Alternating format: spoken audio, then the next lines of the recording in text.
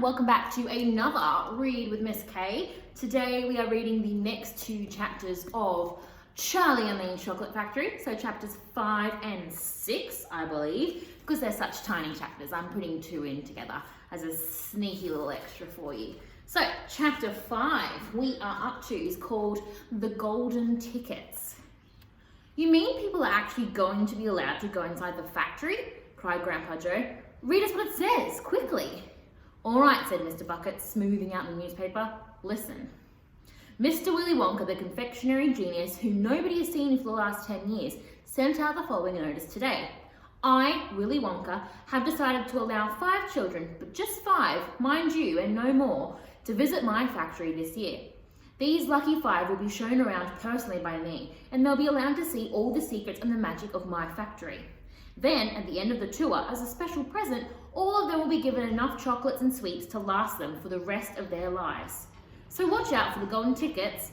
5 golden tickets have been printed on golden paper, and these 5 golden tickets have been hidden underneath the ordinary wrapping paper of 5 ordinary bars of chocolate. These 5 chocolate bars may be anywhere, in any shop, in any street, in any town, and any country in the world, upon any counter where Wonka's sweets are sold. And the 5 lucky finders of these 5 golden tickets are the only ones who'll be allowed to visit my factory and see what it's now like inside. Good luck to you all and happy hunting. Signed, Willy Wonka.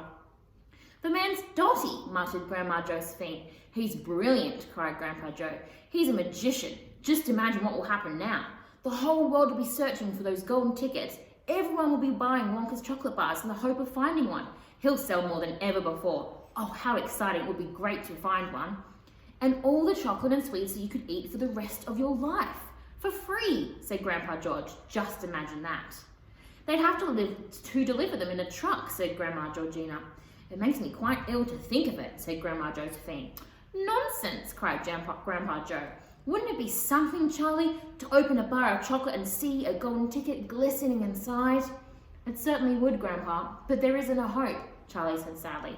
I only get 1 bar a year.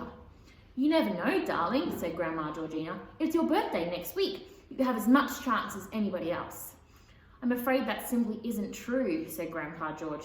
The kids who are going to find the golden tickets are the ones who can afford to buy bars of chocolate every day.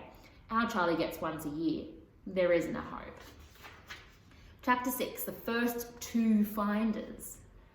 The very next day, the first golden ticket was found. The finder was a boy called Augustus Gloop, and Mr. Bucket's evening newspaper carried a large picture of him on the front page. The picture showed a 9-year-old boy who was so enormously fat, he looked as though he'd been blown up with a powerful pump. Great flabby folds of fat bulged out from every part of his body, and his face was like a monstrous ball of dough with 2 small, greedy, curranty eyes peering out upon the world. The town in which Augustus Gloop lived, the newspaper said, had gone wild with excitement over their hero. Flags were flying from all the windows, children had been given a holiday from school, and a parade was being organised in honour of the famous boy. I just knew Augustus would find a golden ticket, his mother had told the newspaper. He eats so many bars of chocolate a day that it was almost impossible for him not to find one. Eating is his hobby, you know. That's all he's interested in. But still, that's better than being a hooligan and shooting off zip guns and things like that in his spare time, isn't it? And what I always say is, he wouldn't go on eating like he does unless he needed nourishment, would he? It's all vitamins anyway. What a thrill it will be for him to visit Mr. Wonka's marvellous factory. We're just as proud as anything. What a revolting woman, said Grandma Josephine. And what a repulsive boy, said Grandma Georgina. Only 4 golden tickets left, said Grandpa George. I wonder who'll get those. And now the whole country, indeed, the whole world, seemed suddenly to be caught up in a mad chocolate buying spree. Everybody searching frantically for these precious remaining tickets.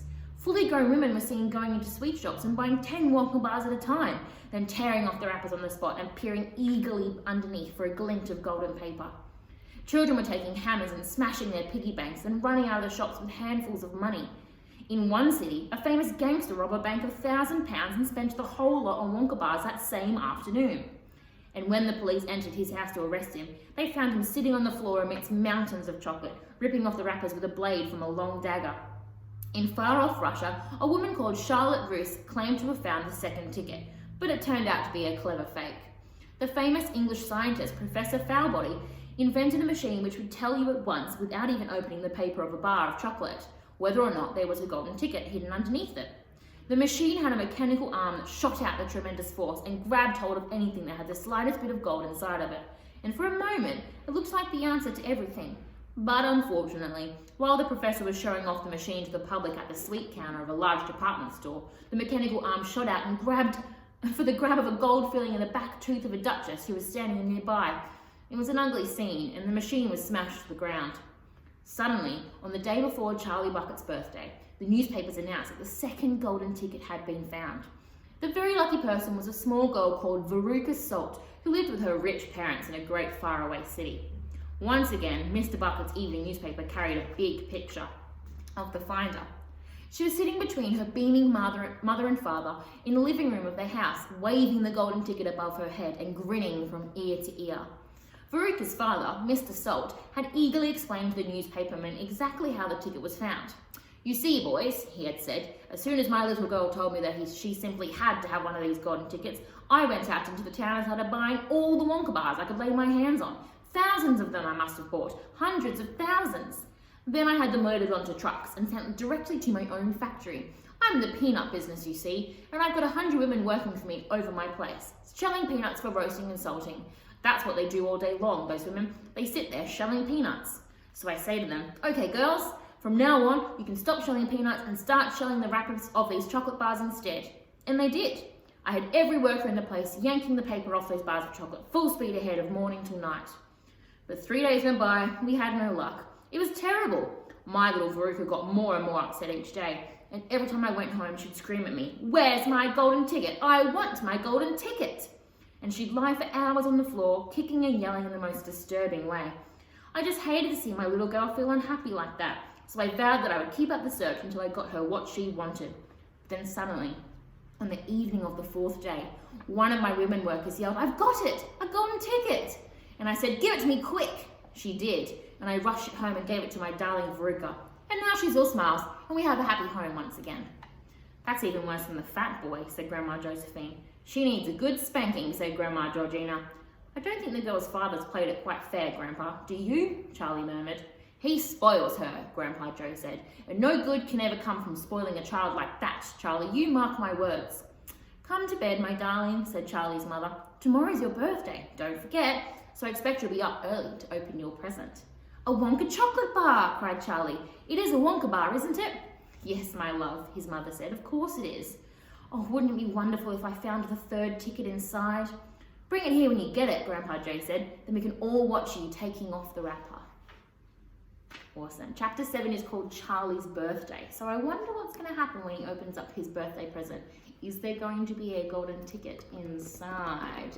Not sure. So I'll leave it off there for today. Don't forget to subscribe for a new chapter every single day, and then in a couple of videos time we'll get on with the next 2 chapters of Charlie and the Chocolate Factory. Awesome. Have a wonderful day.